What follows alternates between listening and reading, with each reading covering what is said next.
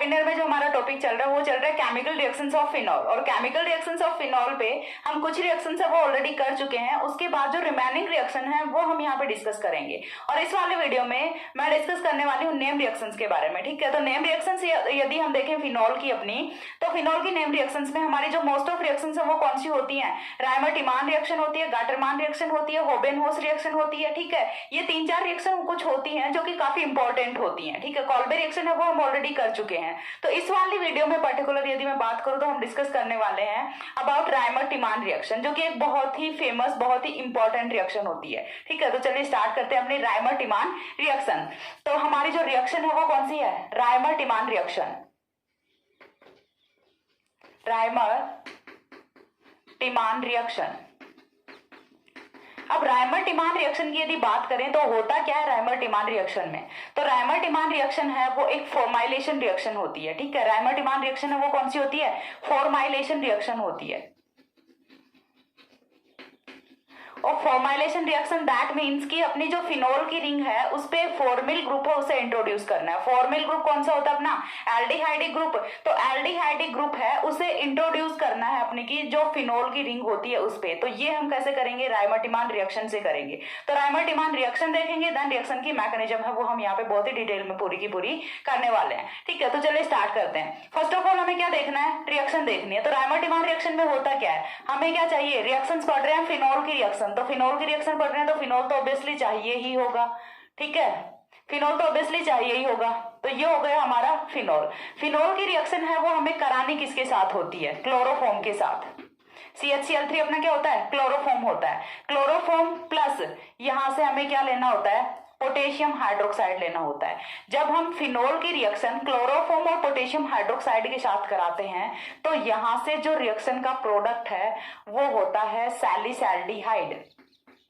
ठीक है, तो यहां से रिएक्शन का प्रोडक्ट है वो क्या होगा? सैलिसैल्डिहाइड। सैलिसैल्डिहाइड या फिर हम इसे क्या बोलेंगे? ऑर्थोहाइड्रोक्सी बेंजल्डिहाइड। क्या होगा? ऑर्थोहाइड्रोक्सी बेंजल्डिहाइड। ये यहां से रिएक्शन का मेजर प्रोडक्ट होता है। साथ में जो अपना प्रोडक्ट है वो यहां से पैराहाइड्रोक्सी बेंजल्डिहाइड भी फॉर्म होता है।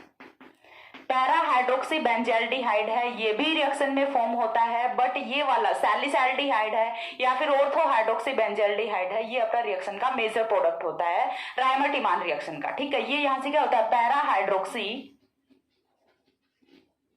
बेंजल्डिहाइड,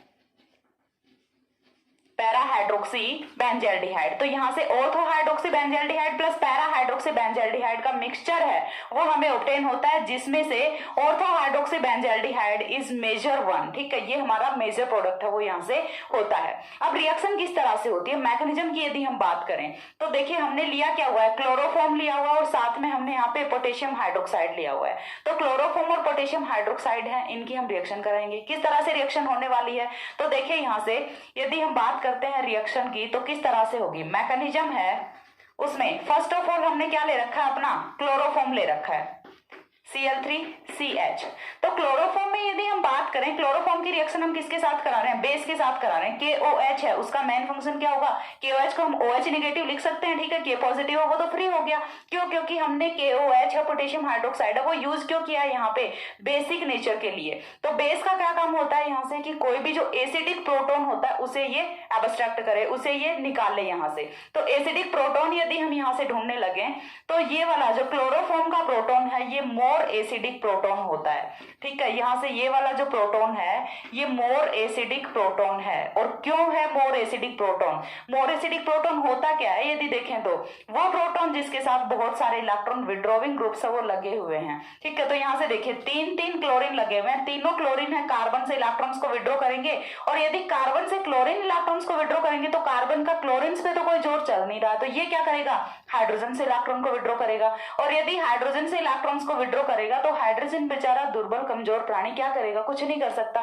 तो आराम से इजीली ये अपना हाइड्रोक्सिल के साथ निकल जाएगा in the form of H2O। ठीक है, तो इस तरह से यहां से H2O का मॉलिक्यूल है वो एलिमिनेट हो जाता है। H2O का मॉलिक्यूल एलिमिनेट होने के बाद अब देखिए, जब यहाँ से ये वाला हाइड्रोजन गया है तो ये बॉन्ड के दोनों इलेक्ट्रॉन्स को छोड़ के गया है कार्बन पे, तो कार्बन पे यहाँ पे क्या आता है, देखिए लॉन पेयर ऑफ इलेक्ट्रॉन है वो आ जाता है। ठीक है, कार्बन पे क्या आ गया, लॉन पेयर ऑफ इलेक्ट्रॉन आ गया। अब कार्बन पे जैसे ही लॉन पेयर ऑफ इलेक्ट्रॉन आ गया, दैट मींस चार्ज कौन सा है यहाँ पे, नेगेटिव चार्ज है। नेगेटिव चार्ज क्यों है, तो देखिए इलेक्ट्रॉन्स काउंट कर लेते हैं कार्बन के आउटर वैलेंस शेल में, 2 इलेक्ट्रॉन्स, 3 इलेक्ट्रॉन्स, 4 इलेक्ट्रॉन्स, 5 इलेक्ट्रॉन्स, होने कितने चाहिए, 4 इलेक्ट्रॉन्स हैं, कितने अभी के लिए 5 इलेक्ट्रॉन्स, तो that's why we are putting here negative charge. इसीलिए हमने यहाँ पे कौन सा चार्ज लगाया है, नेगेटिव चार्ज लगाया है। ठीक है, तो नेगेटिव चार्ज आ गया। अब नेगेटिव चार्ज के साथ तो स्टेबल नहीं हो सकता ये, तो यहाँ से क्या होने वाला है, अल्फा एलिमिनेशन रिएक्शन होती है।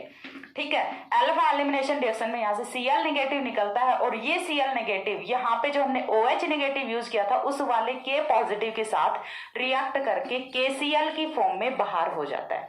चीज क्लियर हुई, यहाँ से माइनस क्या होगा, माइनस H2O माइनस KCl, यहाँ से 2 मॉलिक्यूल्स वो एलिमिनेट हो चुके हैं।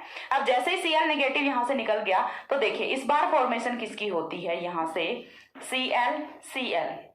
अभी के लिए देखें इस कार्बन को, तो कार्बन पे लॉन पेयर ऑफ इलेक्ट्रॉन है, कार्बन पे generally lone pair of electron नहीं होता, लेकिन इस केस में है। तो ये कंपाउंड क्या होता है, सबसे पहली चीज तो ये होता है अपना डाइक्लोरोकार्बिन।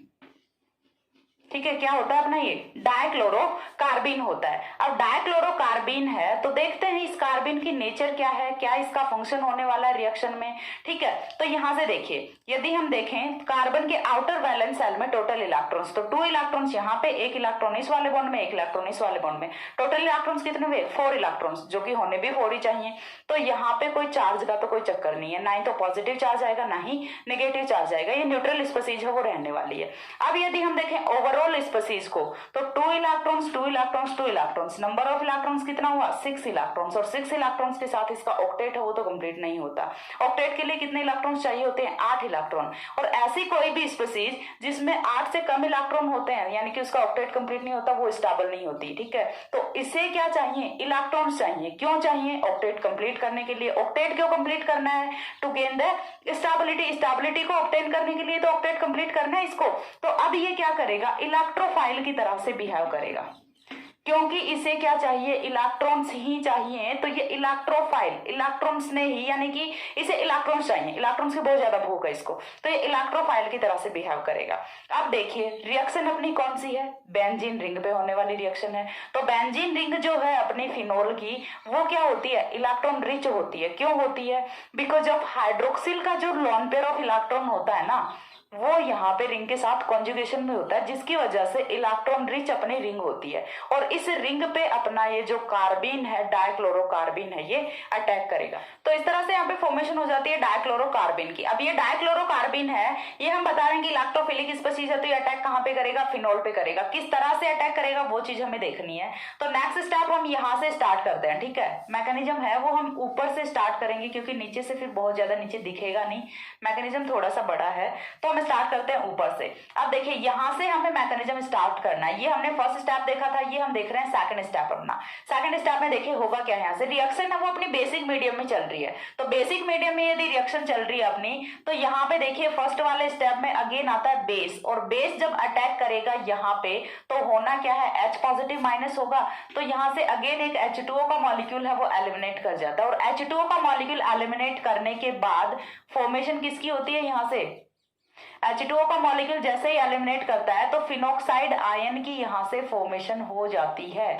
फिनोक्साइड आयन की फॉर्मेशन हो गई। अब ये जो फिनोक्साइड आयन है, इसमें देखिए नेगेटिव चार्ज है, तो ये नेगेटिव चार्ज है तो रिंग के साथ तो डिलोकलाइजेशन करेगा। क्यों, क्योंकि नेगेटिव चार्ज है, कोई भी चार्ज है उसका एक्यूमुलेशन जब भी होता है तो वो स्टेबल नहीं होता, बट जब उसका डिलोकलाइजेशन होता है तो वो स्टेबल होता है। ठीक है, तो यहाँ से देखिए नेक्स्ट स्टेप में क्या होगा, अपना डाइक्लोरोकार्बिन है वो आएगा यहाँ पे रिएक्शन में, और जैसे ही डाइक्लोरोकार्बिन रिएक्शन में आता है तो यहाँ से कुछ इस तरह की प्रोसेस है वो होती है। ठीक है, यहाँ से कुछ इस तरह की प्रोसेस होती है, और इस प्रोसेस में होगा क्या, इस प्रोसेस में होता है कुछ इस तरह से डबल बॉन्ड O।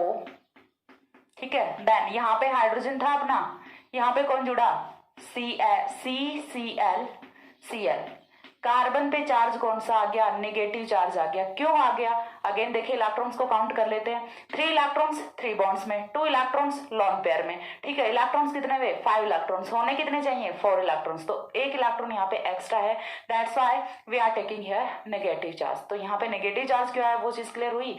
अब इस नेगेटिव चार्ज पे फर्स्ट ऑफ ऑल देखिए अटैक किसका होगा, H पॉजिटिव का अटैक होगा। इस नेगेटिव पे कौन आएगा, H पॉजिटिव आएगा, ठीक है।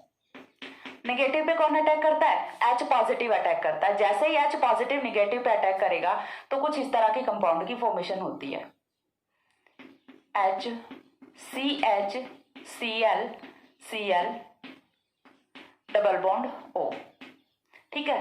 कुछ इस तरह का कंपाउंड है वो यहां से फॉर्म हो जाता है। अब देखिए नेक्स्ट स्टेप में क्या होगा, CHCl यहाँ पे फॉर्म हो गया। अब हमारे पास क्या था, अगेन पोटेशियम हाइड्रोक्साइड हमारे पास और भी बचा हुआ है, तो वो पोटेशियम हाइड्रोक्साइड यहाँ पे आता है और न्यूक्लियोफिलिक सब्स्टिट्यूशन रिएक्शन यहाँ पे होती है। पोटेशियम हाइड्रोक्साइड आता है, देन यहाँ से एसएन रिएक्शन होती है और एसएन रिएक्शन होगी यहाँ से। तो देखिए एसएन रिएक्शन का प्रोडक्ट है वो यहाँ से क्या बनेगा, एसएन रिएक्शन जैसे ही होगी तो यहाँ से देखिए -2 KCl होगा, -2 KCl होगा और रिएक्शन का प्रोडक्ट है वो यहां से कुछ इस तरह का होगा। देखिए रिएक्शन का प्रोडक्ट है वो यहां से कुछ इस तरह से फॉर्म हो जाता है, डबल बॉन्ड O, ठीक है। देन अपना क्या आएगा, हाइड्रोजन एज इट इज रहेगा, ये वाला कार्बन एज इट इज रहेगा, यहाँ पे हाइड्रोक्सिल है, यहाँ पे हाइड्रोक्सिल है। हमने किया है न्यूक्लियोफिलिक सब्स्टिट्यूशन रिएक्शन, यानी कि क्लोरीन का सब्स्टिट्यूशन है वो हमने किससे कर दिया, हाइड्रोक्सिल से कर दिया। इतनी चीज क्लियर हो रही है।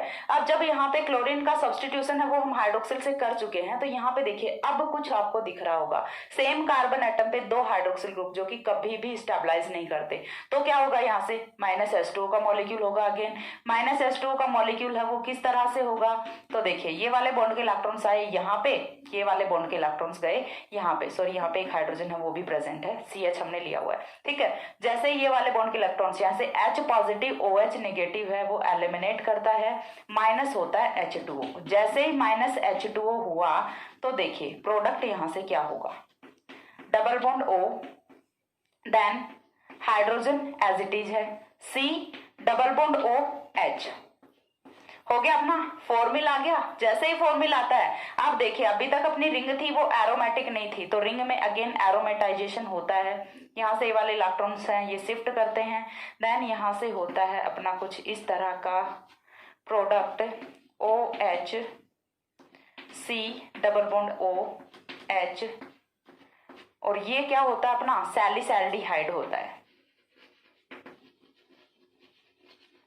प्रोडक्ट क्या होता है, सैलिसैल्डिहाइड होता है। अब देखिए कुछ बच्चों के माइंड में यहाँ पे कंफ्यूजन चल रहा होगा कि कुछ बुक्स में आपको यहाँ से ये वाली जो स्टेप है, मैं बताती हूँ कि आपको बुक्स में किस तरह से वेरिएशन वो मिल सकते हैं, वो आपको बता देती हूँ। देखिए कुछ बुक्स में आपको क्या मिलेगा कि यहाँ से ये वाली जो स्टेप है इसमें आपको क्या मिलेगा, यहाँ से ये कुछ ऐसे मिलेगा, ठीक है। हर जगह यहाँ पे डबल बॉन्ड ना मिलके नेगेटिव चार्ज मिलेगा। लेकिन एक चीज मैं आपको बता दूं कि जब यहाँ पे जब भी होता है नेगेटिव चार्ज तो नेगेटिव चार्ज का डिलोकलाइजेशन होता ही होता है, ऐसा यहाँ पे नहीं होगा। यहाँ पे होगा कैसे, इस फॉर्म में ही ये मिलने वाला है, आपको डबल बॉन्ड यहाँ पे लेना ही होगा। क्योंकि यदि आपको कहीं पे ऐसा लिखा हुआ मिलता है दैट मीन्स, देखिए इस चीज को एक बार समझने की कोशिश कीजिए। चलिए हमने ऐसा कर दिया, जब हमने यहाँ से डबल बॉन्ड ब्रेक किया तो इस वाले कार्बन की वैलेंसी तो चलो हमने कंप्लीट कर दी, बट इस वाले कार्बन का क्या, इस कार्बन पे तो हमने कुछ नहीं किया ना, तो यहाँ पे नेगेटिव चार्ज है वो एग्जिस्ट नहीं कर सकता। क्यों, क्योंकि इस वाले कार्बन पे पॉजिटिव चार्ज भी है, तो आपको यहाँ पे डबल बॉन्ड ही रखना होता है।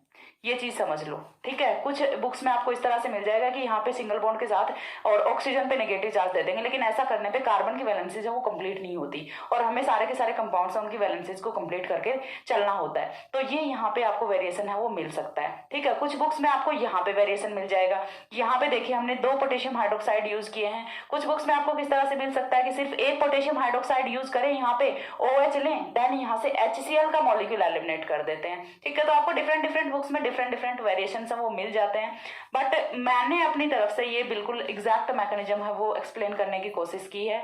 और यदि आपको कहीं से और मैकेनिज्म मिलती है, यदि आपने पहले से राइमर-टिमान पढ़ी हुई है, ठीक है, राइमर-टिमान है वो आपकी 12th क्लास में भी चलती है, तो यदि आपने पहले से राइमर-टिमान पढ़ी हुई है, उसमें आपका थोड़ा बहुत वेरिएशन है इस रिएक्शन से, तो आपके टीचर ने भी आपको गलत नहीं पढ़ाया होगा, इतनी चीज तो श्योर है।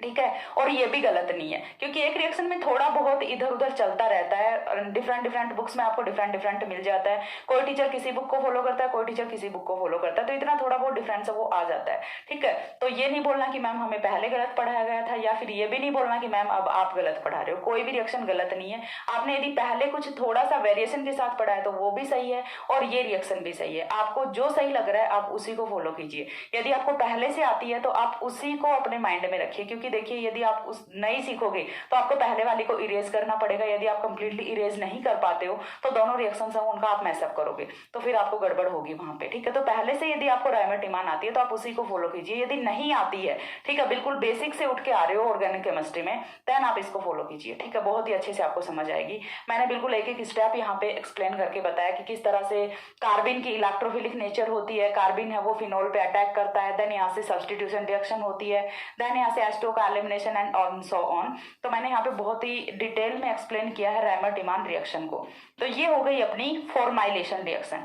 अब रायमर-टिमान रिएक्शन में एक और वेरिएशन भी यहाँ पे होता है, वो क्या होता है, रायमर-टिमान कार्बोक्सिलेशन। ठीक है, ये हमने क्या किया, रायमर-टिमान फॉर्माइलेशन। ठीक है, जब यदि पूछा जाता है ओनली रायमर-टिमान रिएक्शन तो आपको यही वाली रिएक्शन लिखनी होती है। बट यदि स्पेसिफिक मेंशन किया जाता है कहीं पे रायमर-टिमान कार्बोक्सिलेशन, तो आपके माइंड में आएगा रायमर-टिमान कार्बोक्सिलेशन रिएक्शन तो कभी पढ़ी नहीं है, तो वो वाली रिएक्शन भी हम करते हैं। एक बार इतनी रिएक्शन का स्क्रीनशॉट है वो आप ले लो। हो गया। इसके बाद देखिए नेक्स्ट रिएक्शन आती है, वो अपनी आती है रायमर-टिमान कार्बोक्सिलेशन रिएक्शन। ये वाली हमने देखी है रायमर-टिमान फॉर्माइलेशन रिएक्शन। नेक्स्ट हम देखेंगे रायमर-टिमान कार्बोक्सिलेशन रिएक्शन। ठीक है, अगेन बता रही हूँ, यदि ओनली रायमर-टिमान पूछी जाती है तो आपको यही वाली रिएक्शन लिखनी है, और यदि रायमर-टिमान कार्बोक्सिलेशन पूछी जाती है तो जो अब करा रही हूँ वो वाली रिएक्शन आपको लिखनी होती है। ठीक है, और एक और क्या हो सकता है कि यदि आपसे पूछी जाती है कार्बोक्सिलेशन रिएक्शन तो कभी रायमर-टिमान कार्बोक्सिलेशन नहीं लिखनी होती, तब आपको कौन सी लिखनी होती है, कोल्बे-श्मिट रिएक्शन लिखनी होती है। ठीक है, कोल्बे-श्मिट रिएक्शन आपको उस केस में वहां पे लिखनी होती है। तो क्लियर हो गया। जब रायमर-टिमान पूछी जाती है तो पहले वाली रिएक्शन, जब कार्बोक्सिलेशन पूछी जाती है तो कोल्बे-श्मिट रिएक्शन, और जब स्पेसिफिक दिया होता है रायमर-टिमान कार्बोक्सिलेशन उसी केस में इस रिएक्शन को यूज करना है, अदरवाइज नहीं करना। ठीक है, तो यहां से देखिए रायमर-टिमान कार्बोक्सिलेशन है वो क्या होती है और कब ऑब्टेन होती है। तो जब हम फिनोल के साथ में हमने रायमर-टिमान रिएक्शन में क्या किया था, क्लोरोफॉर्म लिया था। इस बार हम क्या ले रहे हैं, कार्बन टेट्राक्लोराइड ले रहे हैं। कार्बन टेट्राक्लोराइड यहाँ पे यूज करते हैं तो रिएक्शन का प्रोडक्ट है वो यहां से होता है सैलिसिलिक एसिड। ठीक है, जब हम क्लोरोफॉर्म यूज करते हैं तो यहां से रिएक्शन का प्रोडक्ट है वो क्या होता है, अपना सैलिसल्डिहाइड होता है। बट जब हम यहाँ पे कार्बन टेट्राक्लोराइड यूज करते हैं तो यहां से रिएक्शन का प्रोडक्ट है वो सैलिसिलिक एसिड होता है। ठीक है, ये अपना क्या होता है, salicylic acid, and this reaction is known as Reimer Tiemann carboxylation reaction. Kolbe Schmitt में हमने क्या किया था, डायरेक्टली फिनोल पे CO2 का अटैक किया था। रायमर-टिमान में हम क्या करा रहे हैं, CCl4 प्लस KOH की रिएक्शन है वो करा रहे हैं। कार्बन टेट्राक्लोराइड है वो बेसिक मीडियम में जब रिएक्ट करेगा फिनोल के साथ तो यहां से वो सैलिसिलिक एसिड की फॉर्मेशन करता है। बहुत ज्यादा इंपॉर्टेंट रिएक्शन नहीं है, एग्जाम्स में बहुत कम पूछी जाती है ये, बट यदि कभी पूछ भी ली जाए तो उसके लिए मैंने आपको यहाँ पे करा दी है। तो ये थी अपनी रायमर-टिमान रिएक्शन। इसके बाद नेक्स्ट हम करेंगे गाटरमान कोच रिएक्शन। ठीक है, तो तब तक के लिए सी या, have a good day, thanks for watching.